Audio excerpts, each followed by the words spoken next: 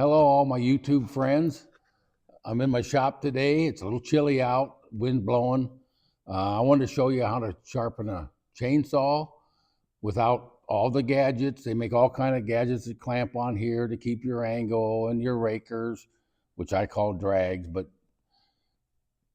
you don't need none of that. So I'm going to show you how to use a grinder. And all you do as soon as you touch these rakers is just like boom, boom, boom, boom, boom. You can use a flat file if you want to. I used to, but that takes a lot of time and you don't have to use that. Now, if you ever do this and then you sharpen your chain and it's too grabby, just go back and hit your teeth a couple more times with the round file. That'll take them a little shorter, then that'll solve your problem. But you notice in this video that my bar is upside down. So there's a reason for that. Your chain oiler on a chainsaw oils from just one side. Well, this side gets really oiled good. This side doesn't get quite as good. So over time, this side will wear down. And then what you'll have is your chain will be sitting on an angle. Of course, I'm overly doing it, but just to show you, no matter how good you sharpen your chain, it'll start running all the time. Yeah, because your chain is not running straight up and down. It's running on an angle. So if you'll flip your bar once in a while, flip them over, that'll make your bar run twice as long. Now, if it gets to someday when you sharpen your saw and you notice it's still running, if you take it into a local chainsaw shop where you buy your chains, if you buy your chains at a chainsaw shop, they'll run this in on a special grinder where it lays flat and it goes straight 90 degrees against the grinding wheel, and they'll flatten that bar back down for you so you can use it again. But it takes a long time, but I've worn them down several times. I used to cut cordwood for Kingsford Charcoal, and I would cut 8 cords a day, stack the brush, haul the wood, me and my brother, and they have to stack it a special way in the kilns to make charcoal. So when you cut 8 cords a day, you can wear out a bar. So anyway, that's just a little information. So when you see this bar is upside down, you don't think that he done lost it. He's putting his bar upside down. So just keep that in mind when you're running your chainsaw. This is my wood shop. This is my farm workshop. It's all combined into one, so it gets kind of conglomerated sometimes. Let's put a little light on the subject here. There we go.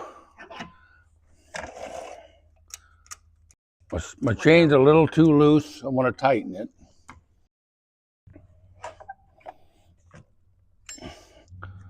You want it where you can't pull it up too much, but you don't want to overdo it either. That's getting pretty close. I'm going to tighten her down just a little bit more. That's good enough.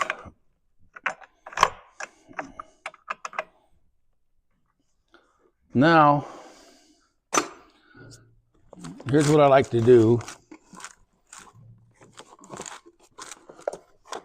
I take fingernail polish and I always mark one tooth so I know where I started. And this is kind of funny. Years ago when I was in tree service, I went to sharpen my saw on the back of my old bucket truck, and I pulled out the fingernail polish. And my oldest daughter says, "Dad, is there a thing you really need to talk to us about?" I said, "I don't think so, Tim. I think I got it covered." They call these rakers. Down south we call them drags, but you got to take these down a little bit each time before you sharpen your teeth, because your teeth, as you notice, they get shorter as they go back. So we grind this a little bit, then you can sharpen them. And if you see on this tooth, I don't know if you can see it or not, they're starting to get a little shiny on the end. When they start getting shiny on the end, then you know they're starting to get dull. And once you can see it right there. it ain't long. You cut a few more pieces of wood and this thing wouldn't cut nothing. So I went ahead and quit and brought it in to show you how to do this.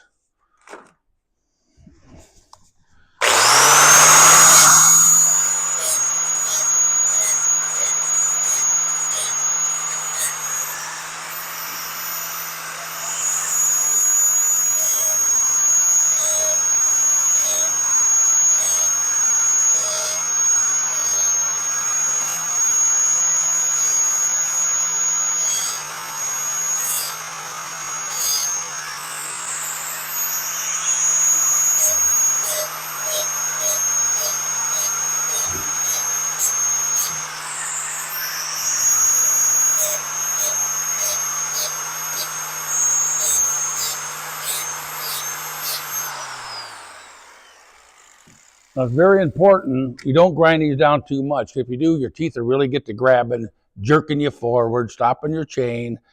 But once you do this long enough, you get the hang of it. See, here's another tooth that's really starting to get bad right there.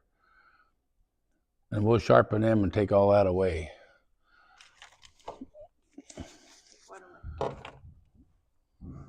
We'll take all that. You see on the end there, that tooth's starting to bend down. We'll take all that away and get rid of all that shiny stuff. Then it'll be sharp again. Another thing I like to do is, if you notice this tooth, the angle that's on this tooth. But what I like to do, this guy showed me in Missouri, you start squaring up your tooth more every time you sharpen it. Not all at one time, but every time I sharpen it, I'll square it up a little more. And if you got a chainsaw mill, then these teeth should be done straight crossways, because you're cutting in with end grain, and that makes them bite in better. You see, a lot of stuff is done for safety of people. They make another chain that has two of these side by side.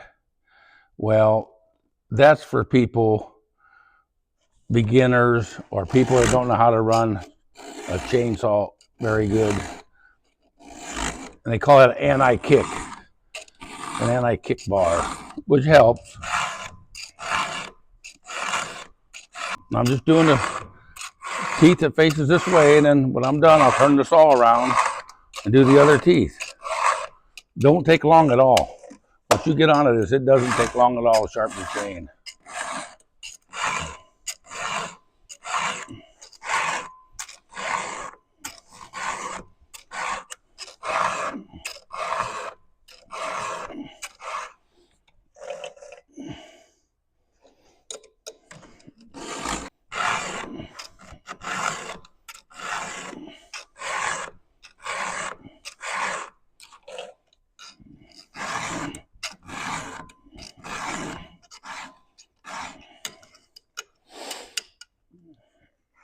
Okay, let me turn it around. Now I have to turn the saw around to sharpen the other set of teeth.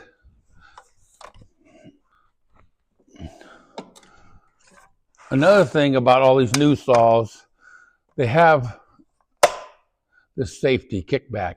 If you're holding your hand here, if you hit on into your bar, then that saw's going to kick back in your face. I knew a guy down in Missouri, had a big saw, way bigger than this one, and he went to hit a limb. The nose of the saw hit the limb. It come up and it cut him down through here, all down his jugular vein, down his chest. And you could see his jugular vein. And it didn't kill him, but it just shows you how dangerous a chainsaw can be. So they put these anti-kickbacks on them. Really, really saves lives. Very important.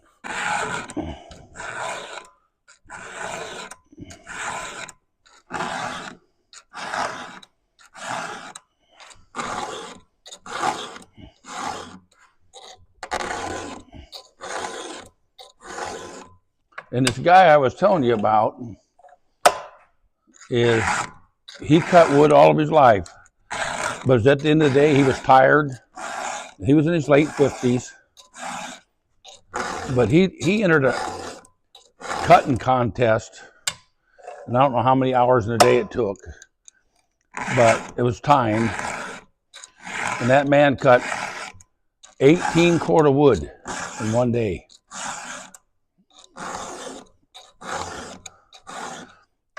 The contestants, all they had to do was cut, and everybody else stacked the wood. Nothing was over about 8 inches. Because down there they got what they call post oak trees. And most of them trees that you cut ain't over 8 inches. Some are 4 inches.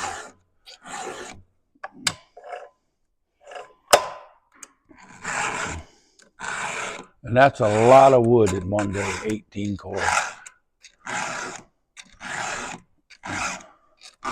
And a cord of wood is 4 feet high, 4 feet wide, and 8 feet long. So you can figure 4 foot high, 4 foot long, 18 times. And that man cut a lot of wood. Now this is already done. And that's as sharp as any saw you'll ever use in your life. Ready to go and ready for action.